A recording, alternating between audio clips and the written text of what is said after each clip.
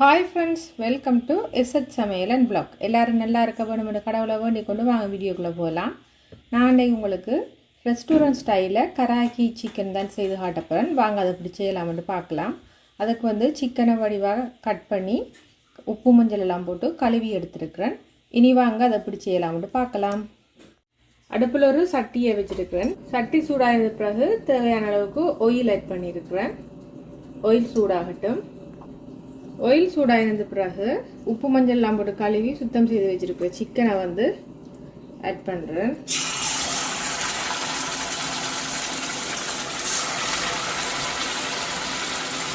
நல்லா ஒருக்கா மிக்ஸ் பண்ணி விடுவேன். ஒரு 5-6 நிமிஷம் இப்படியே குக் ஆகட்டும். அதுக்கப்புறம் என்ன செய்வதுன்னு பார்ப்போம். இப்போ ஒரு 2-3 நிமிஷத்துக்கு பிறகு மறுபடியும் ஒருக்கா மிக்ஸ் பண்ணி விடுவேன். நான் மஞ்சள் தூள் போடலை. மஞ்சள் தூள் போட்ட கழுவினா அந்த மஞ்சள் தூளில் தான் இருக்குது. இப்போ இந்த சிக்கனுக்கு தேவையான மஞ்சள் தூள் ஆட் பண்ணுறேன். தேவையான அளவுக்கு உப்புக்கால் ஆட் பண்ணுறேன். இப்போ நல்லா இருக்கா மிக்ஸ் பண்ணி விடுவேன். இதில் இருக்கிற ஆயிலை நாங்கள் சிக்கன் கொஞ்சம் குக் ஆகினது பிறகு ஆயில் சிக்கனில் விட்டு வர்ற நேரம் அந்த ஆயிலை எடுக்கலாம்.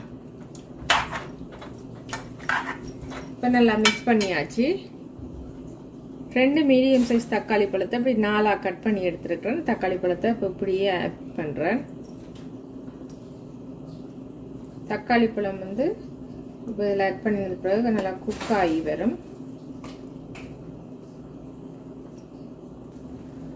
மூடியை போட்டு இதை குக் பண்ணுவோம். இப்போ சிக்கனை ஓப்பன் பண்ணி பார்ப்போம். இப்போ பார்த்தீங்கன்னா நாங்கள் மேலே போடுற தக்காளி பழம் எல்லாம் நல்லா வெந்து வந்துட்டு இந்த ஸ்டேஜில் இந்த தக்காளி பழத்தோட தோலை நாங்கள் எடுக்கணும். எல்லா தோலையும் எடுப்போம். ஈஸியாக வந்துடும். மேலால் பிடிச்சி இழுக்க அப்படியே எல்லா தோலும் வந்துடும். நீங்கள் தோலை வட்டி போட்டு இது செஞ்சீங்கன்னாலும் பிரச்சனை இல்லை. எல்லா தோலையும் எடுத்துட்டு பார்ப்போம். தக்காளி பழத்தை கரண்டியால் இப்படி மேஷ் பண்ணி விடுவோம். இப்படி கரைஞ்சி போயிடும் தக்காளி பழம்.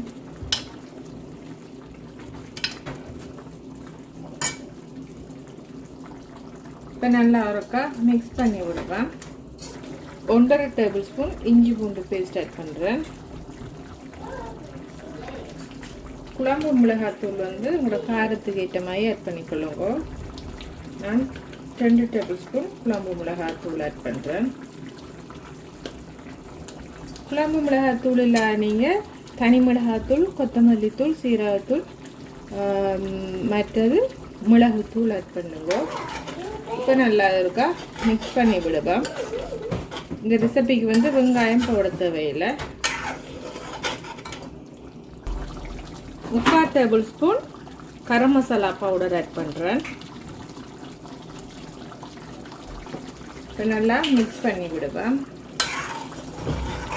மிக்ஸ் பண்ணிவிட்டு இந்த குழம்பு கொஞ்சம் வத்தணும். அது வரையும் வத்த விடுவேன். இந்த ஸ்டேஜில் 1 டேபிள் ஸ்பூன் கர்ட் ஆட் பண்ணுறேன். 1லேருந்து 1.5 டேபிள் ஸ்பூன் உங்களோட நீங்கள் எந்த அளவு காய் எடுக்கீங்களோ அந்த அதுக்கேற்ற மாதிரி தயிரை கூட்டி குடிச்சுக்கொள்ளுங்க. இப்போ நல்லா மிக்ஸ் பண்ணி விடுவேன். இந்த சிக்கன் கறி ரைஸ், சப்பாத்தி, நான், ரொட்டி எல்லாத்துக்குமே நல்லா இருக்கும். கொத்தமல்லி இருந்தால் நல்லா ஒரு கைப்பிடி அளவுக்கு கொத்தமல்லி ஆட் பண்ணுங்கள். கொத்தமல்லி இல்லாதபடியா நான் பச்சை கருவேப்பிலை ஆட் பண்ணுறேன். 3 பச்சை மிளகாயை 2 கட் பண்ணிட்டு ஆட் பண்ணுறேன். நல்லா மிக்ஸ் பண்ணி விடுவேன்.